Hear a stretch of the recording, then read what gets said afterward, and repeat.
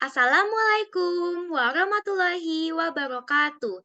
Kami dari kelompok 5 yang beranggotakan saya sendiri, Livia Citra Trianda, dengan NIM 4611422152, bersama rekan saya yaitu Matthew RH Sihombing dengan NIM 4611422154 dan Rifat Naufal dengan NIM 4611422142. Di sini kami ingin mempresentasikan hasil tugas kami yang berjudul Peta Karno dan Metode Quinn-McCluskey. Tugas ini kami buat untuk memenuhi tugas mata kuliah Logika Informatika dengan dosen pengampu Bapak Aji Purwinarko, SSI MCS. Baik, bisa di next. Untuk yang pertama yaitu ada peta Karno. Bisa dilanjut. Apa itu peta Karno? Peta Karno adalah alat grafis yang digunakan dalam analisis dan penyederhanaan fungsi logika. Peta Karno ditemukan oleh Maurice Karno pada tahun 1953 dan digunakan dalam desain sirkuit digital. Peta Karno membantu dalam mengurangi kompleksitas fungsi logika dan memudahkan analisis dan desain sirkuit digital. Bisa di next. Mengapa menggunakan peta Karno? Kita menggunakan peta Karno yang pastinya yaitu untuk memudahkan visualisasi dan pemahaman struktur logika, menghasilkan hasil yang sederhana dan koefisien, mengurangi kesalahan manusia dalam penyederhanaan manual, membantu dalam merancang sirkuit digital yang telah baik dan lebih cepat. Bisa di next. Lalu ada struktur peta Karno. Yang pertama, terdiri dari kotak-kotak yang membentuk matriks. Kedua, setiap kotak mewakili kombinasi input yang mungkin dalam fungsi logika. Lalu yang ketiga, jumlah kotak bergantung pada jumlah variabel dalam fungsi logika. Lalu yang keempat, variabel-variabel digunakan untuk mengidentifikasi posisi kotak dalam matriks. Oke, lanjut. Peta Karno 2 peubah. Ilustrasi berikut adalah peta Karno 2 peubah, A dan B. Kelompok baris adalah masukan A dan kelompok kolom adalah masukan B. Tidak ada yang spesial dari aturan Qmap, Kmap 2 variabel. Anda bisa menulisnya 0 kemudian 1 sesuai contoh, atau 1 kemudian 0. Sekarang kita lihat tabel kebenaran dari fungsi yang akan kita buat. Asumsikan kita tidak memiliki fungsi persamaan dari tabel kebenaran berikut dan kita akan membuatnya. Setiap sel dari matriks bagian tengah akan kita isi dengan hasil atau result dari tabel kebenaran. Sebagai contoh, berikut ini ada tabel kebenaran dan Kmap. Bisa dilanjut. Lalu ada peta Karno 3 peubah. Sedikit berbeda dengan peta Karno 2 peubah, Kmap 3 peubah menggunakan 2 peubah di satu rusuk dan 1 peubah di rusuk yang lain. Anda bisa membuat Kmap dengan 2 peubah di rusuk tegak dan 1 peubah di rusuk mendatar atau sebaliknya. Perhatikan gambar berikut ini. Kaidah perubahan di satu tempat, misalnya saat mengubah kombinasi masukkan 01 menjadi 11. Perubahan hanya boleh terjadi pada satu masukan. Misalnya, hanya masukan A yang berubah dari 0 menjadi 1. Sementara masukan B tetap 1, jadi tidak boleh mengubahnya menjadi 01.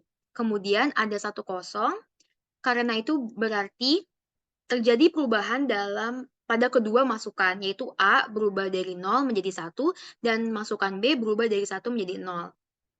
Seperti pada Kmap 2 peubah, isi sel dari Kmap 3 peubah juga berisi result dari tabel kebenaran. Sebagai contohnya tabel kebenaran berikut ini.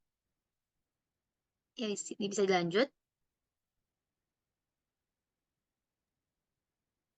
Untuk selanjutnya diteruskan oleh teman saya, Rifat Naufal. Selanjutnya adalah kelebihan dan kekurangan peta Karno. Kelebihannya adalah peta ini adalah alat yang intuitif dan mudah digunakan. Lalu dapat digunakan untuk fungsi logika dengan berbagai jumlah variabel. Yang selanjutnya adalah memungkinkan penyederhanaan fungsi logika secara sistematis dan efisien. Untuk kekurangannya adalah untuk terbatas pada jumlah variabelnya, lalu peningkatan kompleksitas, lalu batasan dalam jenis ekspresi logika, yang terakhir adalah kebergantungan pada pemahaman manusia. Next. Nah, eh, untuk saat ini kita akan membahas tentang metode Queenie-McCluskey. Next. Fakta tentang Queenie-McCluskey itu adalah satu, dikembangkan pada tahun 1956. Yang kedua adalah memiliki algoritma yang lebih mudah dari peta tadi hingga efisien dan mudah diimplementasikan. Yang ketiga dapat memecahkan lebih dari 5 bit. Yang keempat adalah digunakan untuk meminimalkan fungsi boolean. Yang kelima juga dikenal sebagai metode tabulasi. Next.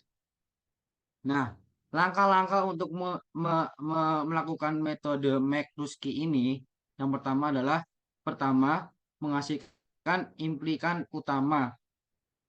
Yang kedua adalah buat tabel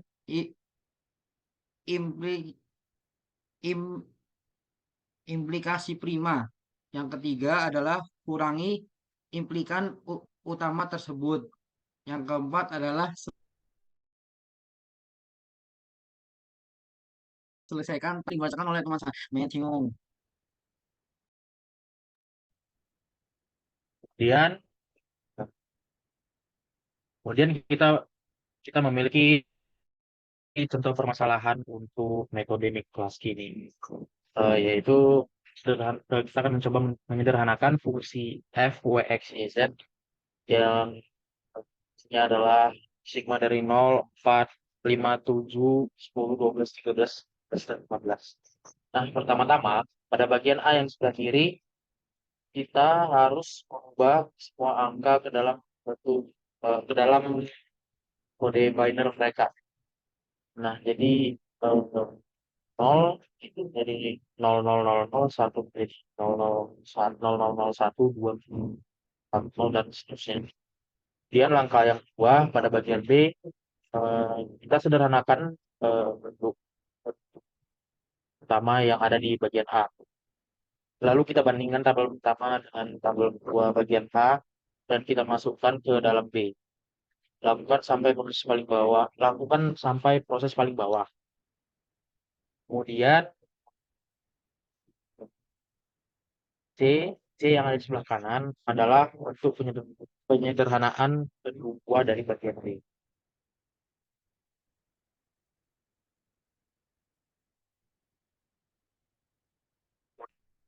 Kemudian kita harus menandai kolom-kolom yang mempunyai satu tanda X dengan tanda asteris, atau bisa kita lihat atau mungkin bisa dikatakan bahasa sederhananya adalah bintang. Lalu kita beri tanda centang di sebelah kiri untuk bentuk prima yang berasosiasi dengan tanda asteris tersebut. Bentuk prima ini telah dipilih untuk fungsi boolean sederhana. Bentuk prima yang dipilih adalah 0,1, yaitu minterm dari W z x maksudnya aksen 0, 2, 8, dan 10, jadi yaitu sebagai minterm dari x dan z. Sedangkan 10, 11, 14, dan 15 merupakan minterm dari W dan V.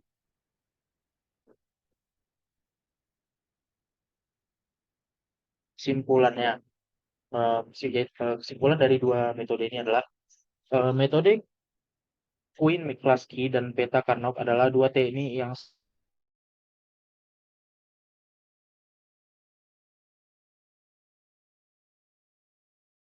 sering digunakan untuk menyederhanakan ekspresi logika.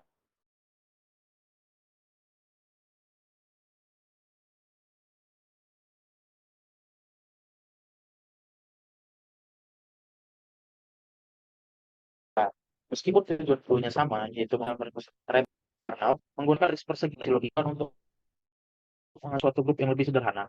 Penggabungan dilakukan dengan mempertimbangkan pola dari baris kasus-kasus dengan jumlah variabel yang relatif kecil.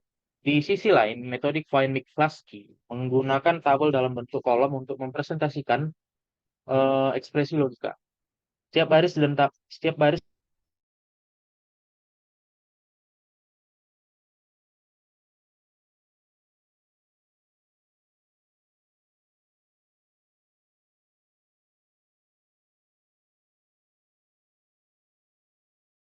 Mikulski tergantung pada kompleksitas ekspresi logika dan preferensi individu.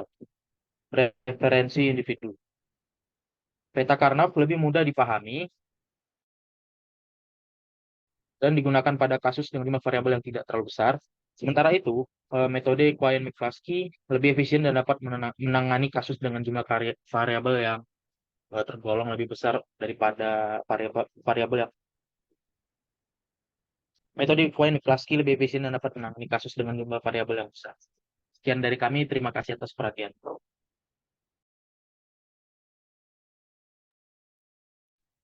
Baik, sekian penjelasan dari kelompok kami mengenai peta Karnaugh dan metode Quine-Mikulski. Untuk kurang lebihnya mohon maaf, atas perhatiannya kami ucapkan terima kasih. Wassalamualaikum warahmatullahi wabarakatuh.